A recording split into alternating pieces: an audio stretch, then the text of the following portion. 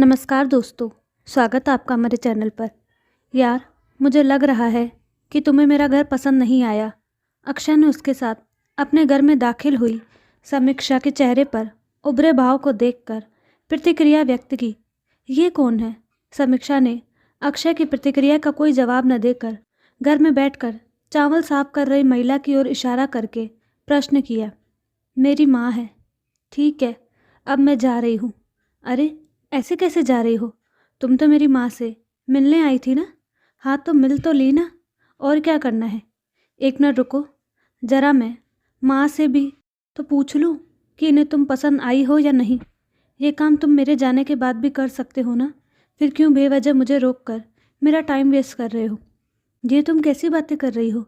तुम्हें मेरा घर और हम माँ बेटे का रहन सहन पसंद नहीं आया तो साफ साफ बता दो, ताकि मैं बिना अपने दिमाग पर प्रेशर डाले आसानी से इस डिसीजन पर पहुंच जाऊं कि हम दोनों के रास्ते अलग हो चुके हैं।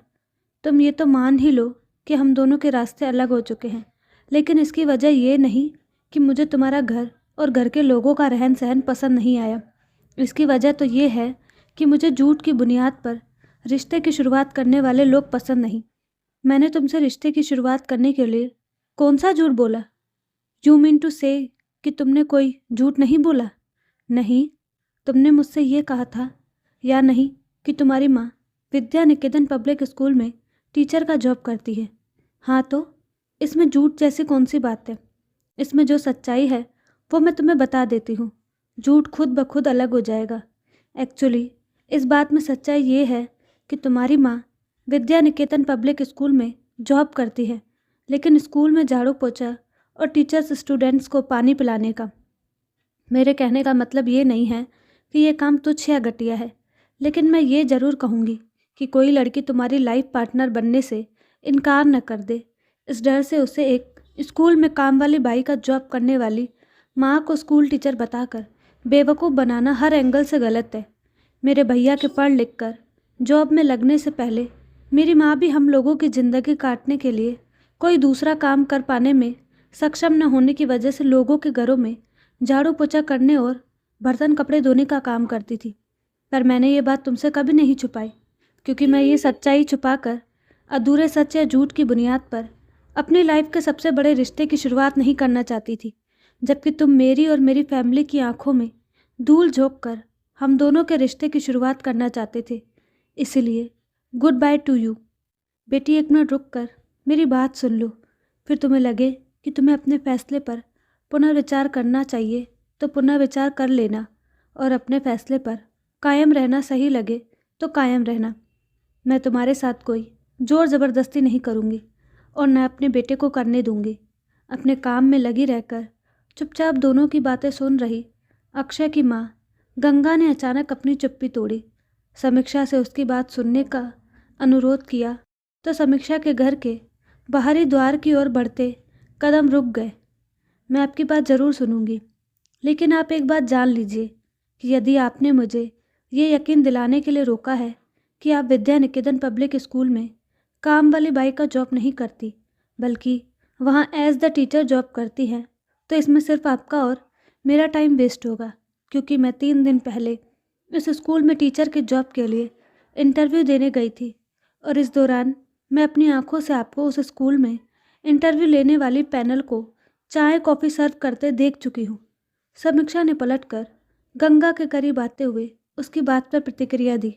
बेटी, तुम मुझे उस स्कूल में काम करते नहीं देखती, तब भी मैं ये नहीं कहती कि मैं उस स्कूल में काम वाली बाई की नौकरी नहीं करती, क्योंकि तुम्हारी ही तरह मुझे भी न झूठ बोलना पसंद है और न झूठ सुनना। तो फिर आप मुझे बचपन से आज तक ये क्यों बताती रही कि आप विद्या निकेतन पब्लिक स्कूल में टीचरशिप करती है?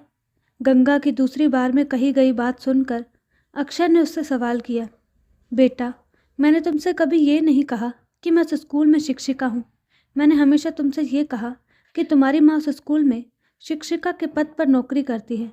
आप और मेरी माँ अलग अलग महिलाएं हैं क्या, जो आपके इस तर्क से, आपकी बात झूठ से इस सच में बदल जाएगी कि आप खुद ही नहीं बल्कि मेरी माँ के उस स्कूल में टीचरशिप करने की बात कहती थी?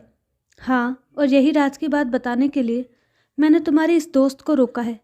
माँ प्लीज़, अब अपने एक झूठ को सच साबित करने के लिए कोई और झूठ मत बोलो। समीक्षा तुम जाओ यार, क्योंकि उनके पास बताने के लिए कुछ नहीं है।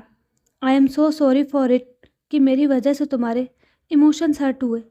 अक्षय, तुम्हें भले ही इनकी बातें मनगढ़ंत लग रही हो, पर मुझे इनकी बातों में सच्चाई नज़र आ रही है। इसलिए इन्हें वो बता देने दो जो ये बताना चाह रही है। Auntie please tell me what are you saying. बेटी, दरअसल बात यह है कि अक्षय मेरा बेटा तो है, पर उसकी जन्म देने वाली माँ मैं नहीं हूँ। इसकी जन्म देने वाली माँ विद्या निकेतन स्कूल की प्रिंसिपल श्रीमती शांति वर्मा है। जब इन्होंने 1.5 साल की उम्र में इसे मेरी गोद में डाला, तब वे इस स्कूल में टीचर थी, और जब तक इसने मुझसे मेरे काम के बारे में पूछना बंद नहीं किया, तब तक वे वहाँ टीचर के रूप में काम करती थी। इसलिए ये जब भी पूछता था, माँ आप काम क्या करती हैं, तो मैं इससे कह दिया करती थी कि तुम्हारी माँ विद्या निकेतन स्कूल में टीचर है।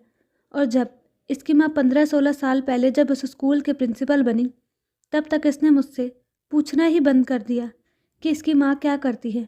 इसलिए मैंने भी इसे कभी ये नहीं बताया कि इसकी माँ टीचर से प्रिंसिपल बन गई है, क्योंकि ये इसकी अपनी असली माँ के काम के बारे में न पूछकर मेरे काम के बारे में इसलिए पूछता था क्योंकि ये मुझे ही अपनी माँ समझता था। पर मैं जानती थी कि मैं इसकी असली माँ नहीं हूँ, इसलिए मैं इसे इसकी असली माँ की नौकरी के बारे में बता देती थी, ताकि इसे अपने सहपाठियों को ये बताकर शर्मिंदा ना होना पड़े कि ये एक काम वाली बाई का बेटा है, जो कि ये असल में है भी नहीं। अब तुम बताओ कि मैंने इससे झूठ बोला या सच, और इसने तुमसे झूठ बोला या सच। इसका जवाब मैं बाद में दूंगी। पहले आप मुझे ये बताइए कि श्रीमती शांति वर्मा ने इसे आपकी गोद में क्यों डाला था। इसकी वजह काफ़ी लंबी चौड़ी है, पर मैं तुम्हें संक्षेप में सुना देती हूँ।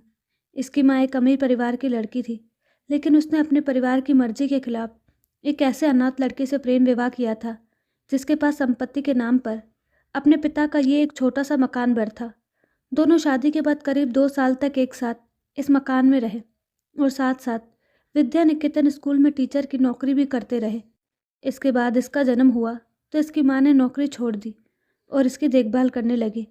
लेकिन जब ये करीब 6 माह का हुआ, तब इसके पिता की एक सड़क दुर्घटना में मृत्यु हो गई।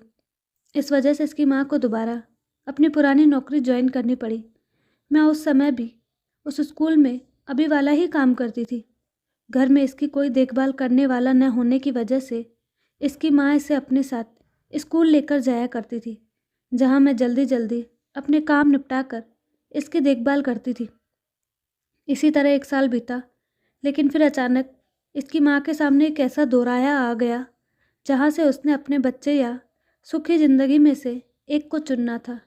दरअसल हुआ ये कि उस 1 साल की अवधि में उस स्कूल के प्रिंसिपल के इकलौते बेटे की पत्नी का देहांत हो गया, और प्रिंसिपल को स्कूल की कई युवा शिक्षिकाओं में से इसकी माँ ही अपने इकलौते बेटे की नई जीवन संगनी बनने लायक लगी। अमीरों में पली बड़ी इसकी माँ 3.5 साल की तंग हाल जिंदगी से काफ़ी ज़्यादा ऊब गई थी। इसीलिए उन्होंने प्रिंसिपल के प्रस्ताव के साथ साथ उनकी ये शर्त भी स्वीकार कर ली कि उन्हें अपना बच्चा किसी अनाथ आश्रम में छोड़ना पड़ेगा। ये जानने के बाद मैंने इसे इसकी माँ से मांग लिया, और उन्होंने मुझे इसके साथ साथ इसके पिता का ये घर भी दे दिया। मुझे मेरे ससुराल वालों ने शादी के 3 साल तक बच्चा न होने के कारण बांध समझकर 1.5-2 साल पहले घर से निकाल दिया था, और मेरे भाई भाभी ने एक बार बड़ी मुश्किल से निकाले गए मेरे जैसे बेमतलब को, बोझ को दोबारा घर में प्रवेश देने से मना कर दिया। इसलिए मैंने इसे ही ईश्वर का भेजा हुआ एकमात्र सहारा समझकर पाल पोसकर बड़ा करना अपने जीवन का लक्ष्य बना लिया। बस यही इसके मेरे साथ और मेरे इसके साथ होने की वजह है। आंटी, अब मैं आपके सवालों के जवाब दे रही हूँ।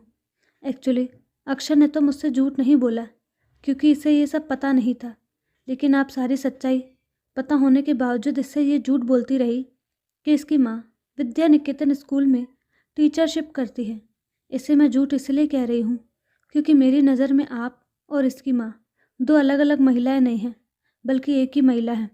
इसकी असली माँ सुखी जीवन पाने के लिए इसे किसी और की गोद में डालकर दोबारा अपनी नई गृहस्थी बसा लेने वाली श्रीमती शांति वर्मा नहीं है, बल्कि इसकी जिम्मेदारी व मोह की वजह से दोबारा अपनी गृहस्थी बसाने के बारे में सोचकर अपने आप को इसी के लालन पालन के लिए समर्पित कर देने वाली आप है। आपने अपनी ममता की छाँव से एक अनाथ और बेसहारा बच्चे को कभी कोई कमी महसूस नहीं होने दी। इसके लिए आपकी जितनी सराहना की जाए कम है। लेकिन आपने जो झूठ बोला उसकी सज़ा भी है, आपको मिलनी चाहिए। और उसकी सज़ा ये है कि आपको कल ही अपनी नौकरी छोड़नी पड़ेगी और मेरे जैसी हर समय बक बक करने वाली लड़की को अपनी बहू बनाकर उम्र भर झेलना पड़ेगा। बोलिए, आप ये दोनों सज़ा भुगतने के लिए तैयार हैं? तैयार हूँ। थैंक्स।